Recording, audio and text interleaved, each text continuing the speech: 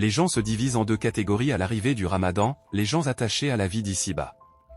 Ils accueillent le Ramadan en préparant des tables abondantes, en achetant toutes sortes de nourriture, ainsi que des objets matériels pour la maison. Les chaînes de télévision se préparent également en proposant films, séries et jeux télévisés pour occuper le temps des jeûneurs. Ainsi, le Ramadan devient pour eux un mois de veillée tardive, de télévision et de divertissement. Chacun cherche à satisfaire ses désirs et à procurer du plaisir à son corps. Pour eux, le Ramadan se résume à manger, boire, faire des achats nocturnes, dormir et se reposer le jour. Ce groupe est bien visible et très répandu à notre époque. Ils souhaitent que le Ramadan arrive et passe rapidement, car il limite leur liberté et trouble leur plaisir. Le mois commence et se termine sans produire le moindre changement dans leur vie. Voilà la première catégorie. Les gens tournés vers l'au-delà.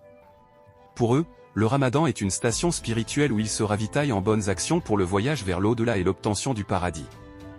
Ils le considèrent comme une occasion précieuse de se rapprocher de Dieu. C'est une saison d'adoration qui permet d'atteindre les plus hauts degrés au paradis.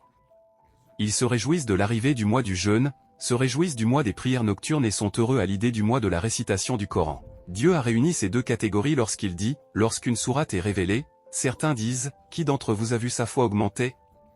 Quant aux croyants, elle augmente leur foi et ils s'en réjouissent. Ce sont ceux de la seconde catégorie, ils se réjouissent de la révélation et leur foi augmente. Puis Dieu dit, quant à ceux dont les cœurs sont malades, doute, hypocrisie, passion, elle ajoute souillure à leur souillure et ils meurent dans la mécréance. Ce sont les gens dominés par les passions et les cœurs malades, ils s'enfoncent davantage dans l'égarement, le péché et l'hypocrisie. Lorsque le Ramadan arrive, un appel est lancé, ô toi qui cherches le bien, avance. Ô toi qui cherches le mal, cesse. Mais cette catégorie persiste dans la négligence. Et il n'y a de force ni de puissance qu'en Dieu, le Très-Haut, le Très-Grand. Nous demandons à Dieu de ne pas faire partie de ces gens-là.